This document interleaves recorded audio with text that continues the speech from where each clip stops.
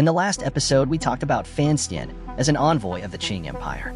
He escorted Xiao Yusli to northern Qi so that he could use them to exchange for the captured Yin Bingyun. On the way, he encountered Tiger and Yin Xiao. He was intercepted by both sides and met the Holy Maiden of Northern Qi, the 9th grade master, Haidang Duo. Luckily, the journey turned out to be a good one. The group entered the border of Northern Qi without any problems. The person in charge of the reception was Zhong, the ambassador of the Jinyui. He's actually a ruthless and vicious man. No wonder Chen Pingming urged Fan Xian to watch out for this man. It seems that if we want to get Yin Bingyun back, won't be that easy. It's not just to give the delegation a hard time. It was to provoke the tiger. However, he was so angry that he attacked himself. It's a good way to accuse the tiger. He can be accused of disobeying orders and being domineering, so as to get rid of this big trouble. This time the two countries are at war. Qing has prospered. Fan Xian thought that the people would not welcome the Southern Qing delegation, but what he didn't expect was the people of Northern Qi were so generous. They welcomed them with cabbages and eggs. One can't help but marvel at the simplicity of the people of Northern Qi. Fan Xian was not angry. Instead, he was happy to buy a lot of food for free. He urged Wang to have more food tonight. But looking at Xinjiang's look of relief, he understood most of it. He spread the news that he killed an 8th grade master of Northern Qi in the street, so as to provoke the city's masters to show up and challenge him. I'm afraid Xinjiang arranged all this on purpose to make a mistake first. Fan Xian watched with cold eyes as Xinjiang pretended to apologize. While enjoying the show, he was shocked and amused. He's really good at this. As a minister of Southern Qing, he's come to Northern Qi. He's responsible for the image of the whole country. I'm afraid that Xinjiang might not want to be caught in the crossfire and hide in the car, so that he can lose integrity of the Qing nation. I'd rather attack. He asked Gauda to bring in a long strip of paper. Gentlemen, this is the battle flag of the 7th Battalion of the Qing Border Army. Now this flag is going to enter your palace. Fan Xian did this because of two things. One, he represents the honor of his country. He can only advance, not retreat. Instead of being forced to retreat by Xinjiang's plan, it's better to retreat than advance. The second is that there are many masters in the capital, but there are only a few who are good at wine.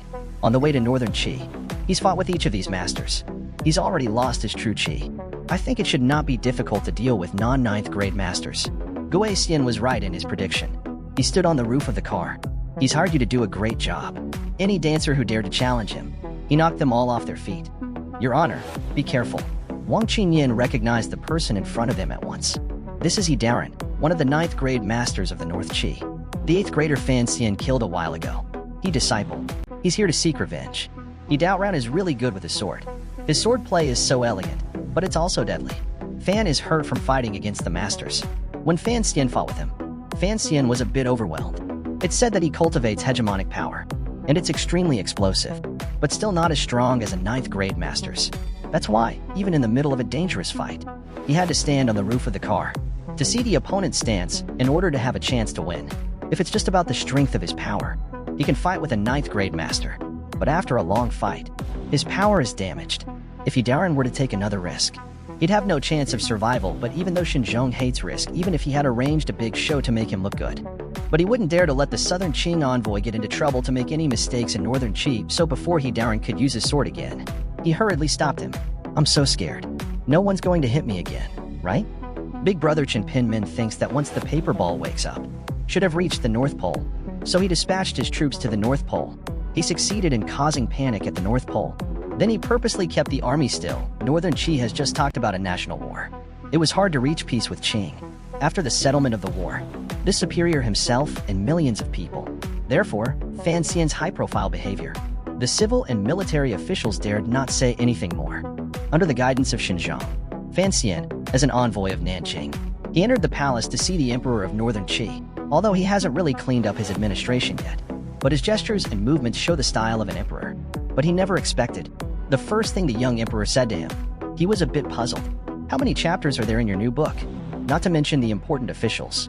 Even he was shocked to find out. Who would have thought that the queen of a country would personally come down to rush the book? At this time, Lian Hozmin gave a cry of alarm. Dowager of Northern Qi. And as he suspected, Duo Tong is indeed with the Empress Dowager. There's no doubt that the Empress Dowager is in charge. The little emperor and the Empress Dowager are mother and son in name. But in reality, they have different minds. There's a hidden wind between their words.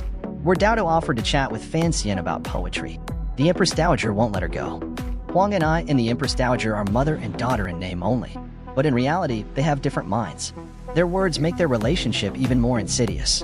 Dowdo offered to talk poetry with Fan Xian. The Empress Dowager is still not at ease. She asked Begonia Dowdo to follow her, so she could listen in on their conversation, away from the eyes of others. Little Huang Ni's attitude towards Fan Xian has become more and more cordial. He confessed that he was a good poet. She admires his talent. In fact, she is loyal to the emperor. As for his repeated actions against Shen, he was just following his teacher's order. It's not directly related to the party struggle. The reason why Dowdo told the truth in front of Fan Xian to tell him everything, wasn't just because she admired his writing skills. The situation in northern Qi is complicated.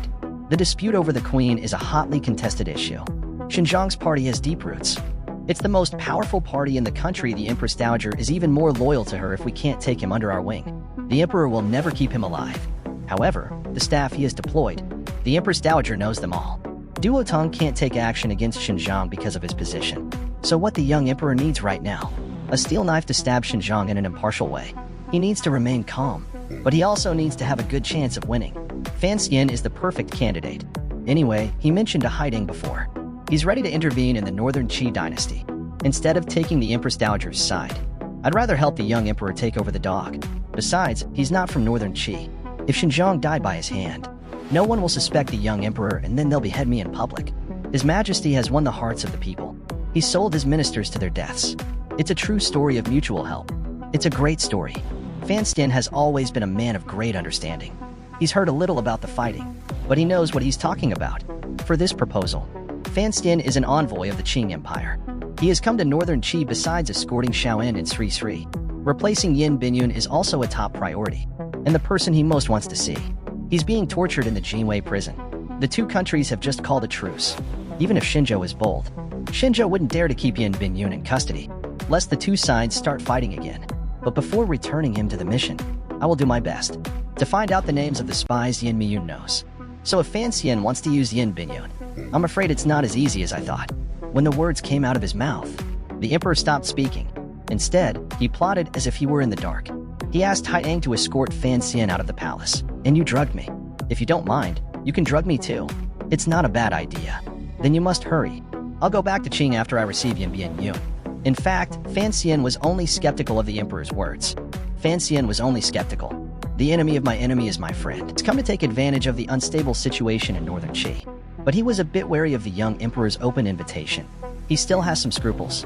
Besides, even if Jinwei refuses to let the paper ball stay in a foreign country, the capital city for a long time, it will definitely attract Qing's attention. The Empress Dowager won't agree either. Plus, what excuse does Shenzhou have to keep him in the capital? The Empress Dowager is about to be honored. I think it's a good idea for you to stay a few more days to celebrate her birthday. Fan Xian's blind confidence has caused him to take a nasty fall. Xinjiang really is a good strategist.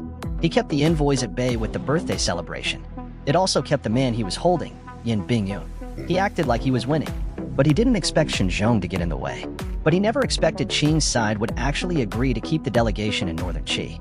He was so worried. I met with Emperor Qing for this reason. On the other side, Beiqi's territory is always trying to prevent Fan from meeting with Yin Binyun. On the other hand, they secretly encourage the Beiqi martial artists to challenge the envoy's post.